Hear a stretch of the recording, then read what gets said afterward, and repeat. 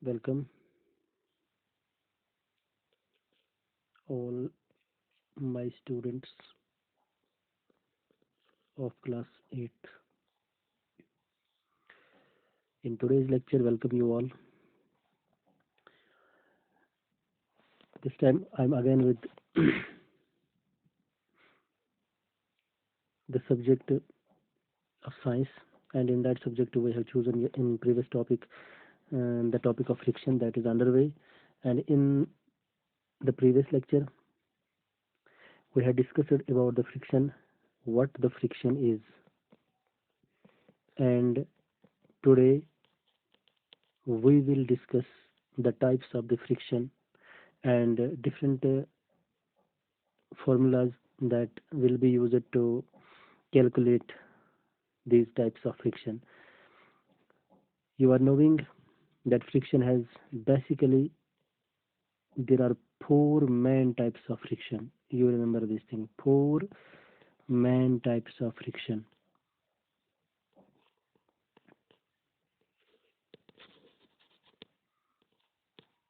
Four main types of friction. I'll show you one by one. I will write over here. The first type is static friction. You remember this. Today we will discuss one by one all these four types and some mathematics which is involved in this. We will do that as well. If not today, because of the time constant, that will be done in next lectures. But at least the formulas will be given to you. You remember all these things. The second is دویم type یُس چھُ فرٛکشنُک سُہ چھُ گۄڈٕنیُک اوس static friction تہٕ دوٚیِم چھُ sliding friction. Remember this sliding friction. ترٛیٚیِم یُس type چھُ سُہ چھُ rolling friction. Rolling friction یاد تھٲیِو سٲری. ژوٗرِم type یُس چھُ سُہ چھُ fluid friction. Okay, fluid friction. یِم چھِ فرٛکشنٕکۍ ژور main type. Remember this. مگر یِمن ژورن ٹایپن منٛز اَمہِ برونٛٹھ کہِ أسۍ تُلوکھ یِم اَکہِ اَکہِ one by one we will discuss all these types of friction. Prior to that, before we move to this topic, بہٕ یژھٕ اَکہِ لَٹہِ بیٚیہِ تۄہہِ وَنُن تۄہہِ revise کَرُن reiterate کَرُن. I will try to reiterate the last discussed topic, that is friction. Friction چھُ آسان بیٚیہِ اَکہِ لَٹہِ وَنہٕ بہٕ یہِ چھُ اکھ فورس اکھ یُس اپوز کران چھُ موشنہِ کُنہِ تہِ سولِڈ اوبجیکٹٕچ موشن ٲسِن سُہ یا لِکوِڈٕچ موشن ٲسِن سُہ مگر اوور انیدر ییٚلہِ سُہ بیٚیہِ کُنہِ اوبجیکٹ سۭتۍ آسہِ ٹکراوان تَمِچ سرفیس آسہِ تتھ بیٚکِس اوبجیکٹ سۭتۍ کونٹیکٹ کٔرِتھ. گوٚو سمپلی یُس فرٛکشن چھُ it is an opposing force. یہِ چھُ تۄہہِ تھاوُن یاد تیٚلہِ چھُ یہِ اکھ اپوزِنگ فورس اکھ. In short words, very short words, اگر تۄہہِ کانٛہہ تہِ پرٛژھِ کہِ فرٛکشن کیٛاہ چھُ آسان تُہۍ گژھِ وَنُن یہِ چھُ اکھ اپوزِنگ فورس اکھ. یہِ کَتھ چھِ اپوز کران, یہِ چھِ کران موشن آف اوبجیکٹس اپوز. وین different اوبجیکٹس, that may be solid objects, they contact each other, they come, they cross, they move over one another, and what happens if one of the object coming in contact with another object, for example agar مےٚ نِش اکھ ball چھُ, that ball is sliding over the surface, some surface, maybe that surface is earth or that is land. ییٚلہِ اَتھ surface سۭتۍ یہِ touch کرِ, یہِ چھِ سلایڈ کران بالہِ ہٕنٛز سرفیس. یِم بالہِ ہٕنٛز سرفیس یُس چھِ, ییٚلہِ أرتھس پٮ۪ٹھ تراوون, یہِ کرِ أرتھٕچ سرفیس سۭتۍ ڈیفنِٹلی ٹچ. یہِ بال ییٚلہِ پکہِ, ییٚلہِ سلایڈ اوور کرِ یتھ پٮ۪ٹھ, گوٚو اَمِچ سرفیس یُس أرتھس سۭتۍ ٹچ کران چھِ, یُس یِم بالہِ ہُنٛد پکُن چھُ, that is moving moment of the ball, that moment is called motion. سُہ موشن گژھِ انہبِٹ یا سُہ گژھِ رِڈیوٗس, یا وَنو سُہ گژھِ اپوز, یا وَنو سُہ گژھِ ہِنڈر, سُہ گژھِ برٛیک, کانٛہہ تہِ وٲڈ ہیٚکِو تُہۍ یوٗز کٔرِتھ. سُہ ہیٚکہِ کم کرُن. اپوزِٹ ڈایریکشنس منٛز کرِ أرتھس تہٕ بیٚیہِ اَتھ بالہِ درمیان یُس کونٹیکٹ چھُ, اپوزِٹ ڈایریکشن منٛز گژھِ اکھ فورس پٲدٕ. اِہِنٛدِ جُرنہٕ سۭتۍ, اَمہِ بالہِ ہٕنٛدۍ اَتھ پٮ۪ٹھ رول اوور کرنہٕ سۭتۍ گژھِ اکھ فورس پٲدٕ. سُہ فورس کرِ نِمہٕ بالہِ ہٕنٛز موشن کرِ سُہ اپوز. تتھی فورسس چھِ أسۍ وَنان, یا سُہ گوٚو فورس آف فرٛکشن. أسۍ پَکو برونٛٹھ کہِ فورس آف فرٛکشن چھِ سمجھ تۄہہِ آمُت, مگر اَسہِ نِش چھِ ژور مین ٹایپ یِم مےٚ اَکہِ اَکہِ سٲری ڈِسکس کٔرۍ تۄہہِ سۭتۍ. اکھ چھُ سٹیٹِک, بیٚیہِ چھُ سلایڈنگ, بیٚیہِ چھُ رولِنگ تہٕ بیٚیہِ چھُ فلوٗڈ فرٛکشن. یہِ چھِ خاص کتھ تۄہہِ تھاوٕنۍ یاد. فرٛکشن تہٕ بیٚیہِ اکھ نارمل فورس یُس چھُ آسان, واریاہ تھاوٕنۍ یاد. تھٲیِو یاد, فرٛکشن تہٕ بیٚیہِ اکھ گوٚو فرٛکشن, बेश अथ प्लस ब्याख चीज तथ वन नॉर्मल फोर्स ओके बह समझा फ्रिक्शन तो नॉर्मल फोर्स अगर अख बॉल अगर ये बॉल करा स्लाइड ओवर अकिस सरफेस पे ठीक यह स्लाइड ओवर करा यह अमस अर्थ तल ओके इन दरमियान यह कॉन्टैक्ट मजबाग यह स्लाइड करान यह वस यह बॉल बोन यह पकान यह अर्थ पे पकान ओके यह मान तो यह सोरे अर्थ यह बॉल स्लाइड ओवर करान इन दरमियान यह कॉन्टैक्ट बॉल हंद सरफेस तो अर्थ सरफेस दरमियान यह कॉन्टैक्ट यह बॉल यपर वसान तो यह मोशन मज यह मूव करान तो यह डेफिनेटली मोशन मज मगर ये अत सरफेस दरमियान योर गसान opposite force create so opposite force नमच मोशन नम बॉल हंज मोशन कम हेवान करन गो तथ फोर्सस वनान यह सह फ्रिक्शनल फोर्स गो यम फोर्स सान यह बॉल पकान योर वसान गो अत वनो यह गो नॉर्मल फोर्स यानी अगर अस बॉल किक त्रो यम फोर्स सान तथ किक त्रो तथ फोर्सस कोता मैग्नीट्यूड मे तथ कहें मगर सह फोर्स गो नॉर्मल फोर्स युस डिस्प्लेस करान तो अत आनान मोशन मज so that force any force which is used to bring an object into motion that is known as a normal force, but the force that inhibits us, that constrains us, that opposes the normal force, normal moving, the motion of that object, that force which is always in opposite direction, that is called as friction. गो आई तो friction ते समझ तो आओ तो normal force समझ मगर मे important कत one ये थो याद वेरी इम्पॉर्टेंट पॉइंट थव जे लिखित नोट कर नॉर्मल फोर्स आसान बेस यह फ्रिक्शन आसान हम directly proportional to the contacting surfaces and normal force तो बे फ्रिक्शन हम डायरेक्टली प्रोपोर्शनल कथ टू द कॉन्टैक्टिंग सरफेसेस यानी friction and normal force are directly proportional to the contacting surfaces मगर यह कथ याद थवन अम पे अथि ब्या थवन याद अगर तह कह वन फ्रिक्शन तो नॉर्मल फोर्स मज रिलेशन क्या रिलेशन कथ दरमियान फ्रिक्शन तो नॉर्मल फोर्स एन एफ बह शॉर्ट कर यूज और गो रिलेशन एफ गो force friction sorry N F गो नॉर्मल फोर्स इन दरमियान क्या रिलेशन इन दरमियान यह रिलेशन कि फ्रिक्शन आसान डायरेक्टली प्रोपोर्शनल कथ फ्रिक्शन बे नॉर्मल फोर्स दोनों चीज डायरेक्टली प्रोपोर्शनल कथ directly proportional contacting surfaces contact यथ सरफेस कॉन्टैक्टिंग सरफेसेस यानी यथ ऑब्जेक्ट्स बिकिस ऑब्जेक्ट्स सहित कॉन्टैक्ट यम तुम जो सरफेस आसान सपोज बॉल तो बे अर्थ बॉल हंद सरफेस बे अर्थ सरफेस गई कॉन्टैक्टिंग सरफेस गो इन दरमियान नॉर्मल फोर्स इन दरमियान फ्रिक्शन सो डायरेक्टली प्रोपोर्शनल कथ यथ कॉन्टैक्टिंग सरफेसेस इन दोन दरमियान अम पे पको ब्रोट अलावा थो सेकंड पॉइंट याद तो यह डिपेंड करान कह कुस नॉर्मल फोर्स तो बे फ्रिक्शन अत बिल्कुल तो डिपेंडेंट कथ पे कह कि कॉन्टैक्टिंग सरफेस कचा हार्ड गो there is no impact of the hardness of a surface of surface यह पॉइंट वेरी इंपॉर्टेंट जो पॉइंट लिख में गो हार्डनेस ऑफ सरफेस बिल्कुल नो डिपेंडेंसी नो डिपेंडेंसी अत कहें तो डिपेंडेंसी इन सरफेस कि अगर हार्ड सरफेस हार्ड तम पे कह इम्पैक्ट गो यम जो चीज थो तुम प्रायर टू दिस कि करो टाइप्स दोनों पॉइंट थो तुम बिल्कुल याद मगर ब्या थर्ड पॉइंट अथि रिलेटेड इस इम्पॉर्टेंट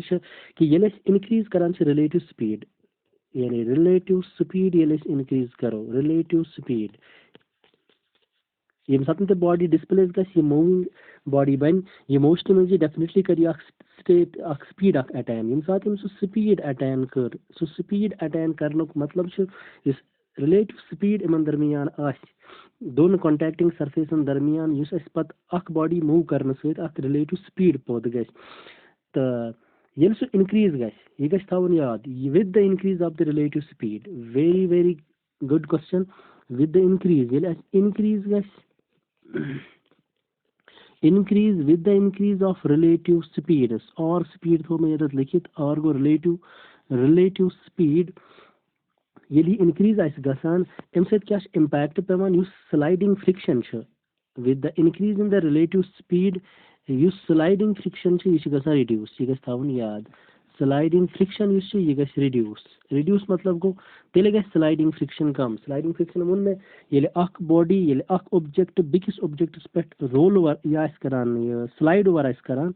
या slide across करिए गो तमन दरमियान यूस friction पौध गए तब इस मना ये sliding friction बेशन ऐसे sliding friction में तमाम motion force normal force apply करूँ कि यह पान पान स्लाइड ओवर गसान बोन मामूली तो डिस्प्ले से करोन तो यह इंक्रीज स्पीड गस डेफिनेटली युस रिलेटिव स्पीड इमन इंक्रीज गस ये बड़ slide over use subject use object करान आस तो तम सातन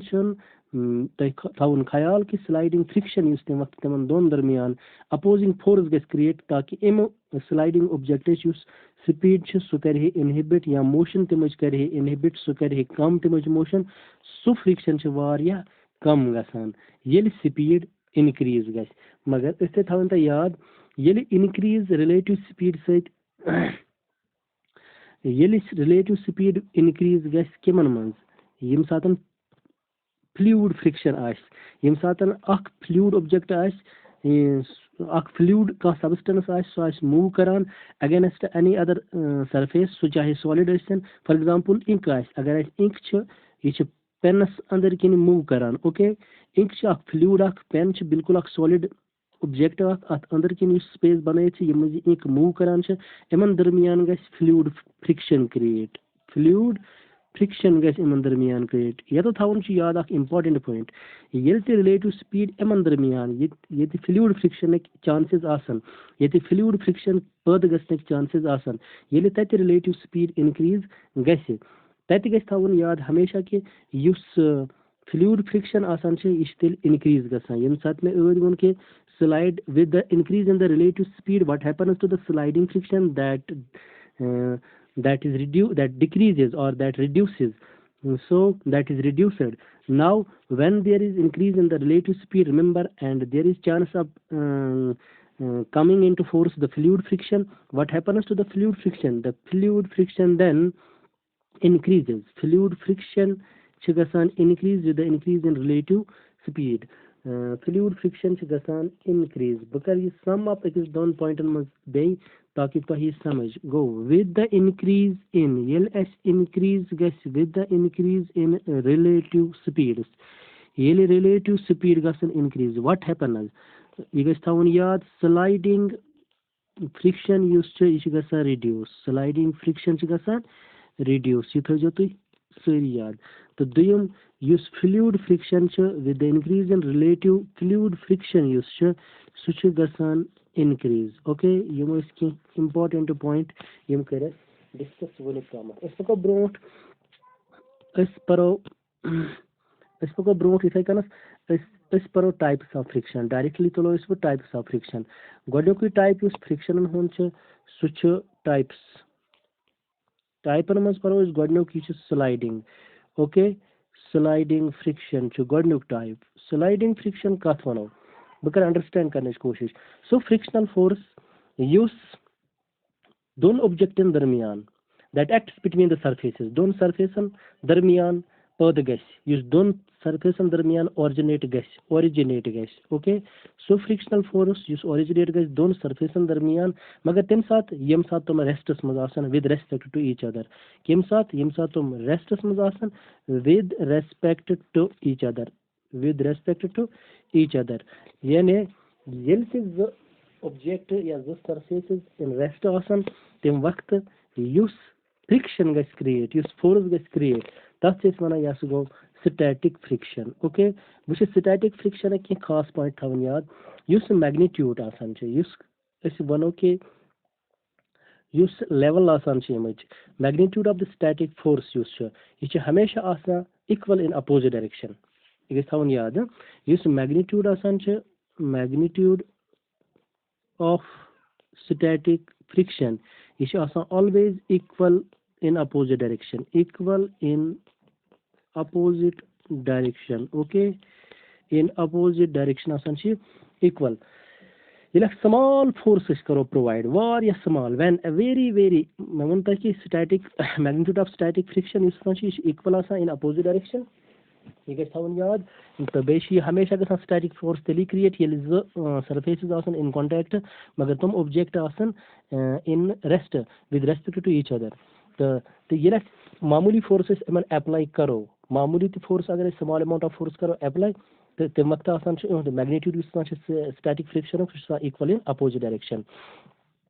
ये फोर्स पे इंक्रीज गई अगर force at some point of time कुन जाए इंक्रीज गो static maximum static friction reach गो अगर फोर्स कोर स्टैटिक फ्रिक्शनस मज इंक्रीज यह कोर इंक्रीज ओके यम सात इंक्रीज कोर तम सात क्या गसान कुन पॉइंट्स पे तो मैक्सिमम स्टैटिक फोर्स गसान maximum static force static friction गसान create okay yeah that reaches the yum static friction के example छ तम कर बताए तैसे तनिम जे शेयर example कमिक static friction एक लगभग गोडिश example लगभग कि sinking करान against the snow sinking ऐसे सारे पता okay ये गसान against the snow तो ये गो एग्जांपल ऑफ स्टैटिक फ्रिक्शन दुयम युस शेनस पे रुस यमन त्रवा सिकिंग करान तुम पर्टिकुलर एपरेट्स यम इक्विपमेंट्स आसान तमस नफरस लगित युस सिकिंग करन प्रोफेशनल आस तो युस तत फ्रिक्शन गसान create that is static friction या अच करान रब पन हैंड कुन सातन छे रबिंग करान rubbing both hands together okay rubbing both hands together यह एग्जांपल ऑफ स्टैटिक फ्रिक्शन इथे कन स्ट्रीम एग्जांपल इमच के अस निश टेबल लैंप निमो टेबल लैंप यह रेस्ट कर बिल्कुल on rest on the table अकिस टेबलस पे बिल्कुल रेस्ट यह एग्जांपल कमच स्टैटिक फ्रिक्शन तो वो कित कन करो स्टैटिक फ्रिक्शन मैथमेटिकली कित कन करो स्टैटिक फ्रिक्शन कुन वक्त अगर फाइंड आउट कड़न कि कोता मैग्नीट्यूड स्टैटिक फ्रिक्शन क्रिएट गुमुत जनरेट गुमुत या ऑरिजिनेट गुमुत सो जन मैथमेटिकल करन फार्मूला अम खतर कि कित कन कड़ो सो तथ वन coefficient of this static friction गस पता आसन गो कोफिशिएंट ऑफ स्टैटिक फ्रिक्शन अक्सर कोफिशिएंट ऑफ स्टैटिक फ्रिक्शन ये थो तु याद शॉर्ट फॉर्म कर use because of the time constraint and I am using the live board that's why the coefficient of static friction बस दोहरावन ये दो लट त्रे लट ताकि तुम ये रिवाइज कर वीडियो वारिया लट तो गि क्लियर वो कोफिशिएंट ऑफ स्टैटिक फ्रिक्शन हमेशा डिनोट करान यह करा is always denote coefficient of static friction लगा स्टैटिक फ्रिक्शन फाइंड आउट करनस गो यह हमेशा गसान डिनोट कम सतन mu S mu Greek alphabet इतन लेखन अत म्यू वन यह लवर केस ग्रीक अल्फाबेट तो एस स्मॉल एस सबस्क्रिप्टस मज गो तो अगर अस कड़न स्टैटिक फ्रिक्शन कित कन कड़ो गो maximum force of static friction यह एक्चुअली दिन as product of the coefficient of static friction and normal force and force of static friction आसान इत कन लिख बन कर फार्मूला एफ एस यह गो force of static friction S static F friction maximum कड़न सह बराबर म्यू एस म्यू क्या गो यह गो coefficient of static friction mu is lower case alphabet वो यह coefficient of static friction mu S S subscript अत बे eta N this is eta okay mu S eta गो तेल कत बराबर स्टैटिक फ्रिक्शन बराबर product of this mu S and this eta तो एंड बे थवन इम्पोर्टेंट कत याद एफ एस स्टैटिक फ्रिक्शन यह लेस और इक्वल कत म्यू एस एन बे गो is coefficient of static friction maximum force of static friction हमेशा करान as the product of the coefficient of the static friction and normal force यह mu S यह गो कोफिशिएंट ऑफ स्टैटिक फ्रिक्शन ईटा यह गो नॉर्मल फोर्स अप्लाई करो बह कर बे अकि लट एक्सप्लेन करने कोशिश F S F sorry F तो एस यह गो static friction okay static friction mu S यह क्या कोफिशिएंट यह गो coefficient of static friction. Ats is eta miluk itkan icha Greek alphabet eta lowercase letter sheet eta ch asam barabar normal force uses normal force at apply as kormut go telikach barabar asan coefficient this static force it's always equal to the product of the coefficient of the static this static friction is always equal to the product of the coefficient of the static friction and the normal force yani fs is equal to mu s into eta okay remember this the inshallah bit paga इन वाले lecture में करो इस कोशिश static friction अलावा बाकी थी कि इमेक type पर ना कि इमेक बे प्रेमैन टाइप रूट तो बे करो इस कोशिश मैथमेटिकली ये डिराइव करने की कित करने को static friction करते हैं तो दिमाग की न्यूमेरिकल वैल्यूज थे ये मज़रिए से कोफिशिएंट ऑफ static friction बे ईटा इमेक वैल्यू करो सब चूर तो एस लग पता कित कंचे ये फ्रिक्शन मैथमेटिकली कित कन करो ये डील बे करो इस बाकी take type of semic till then watch this video and I hope this will help you I will be back to you inshallah tomorrow with this topic again because it is yet underway it has not yet been completed so till then I wish good luck to all of you wish you all the best thanks for watching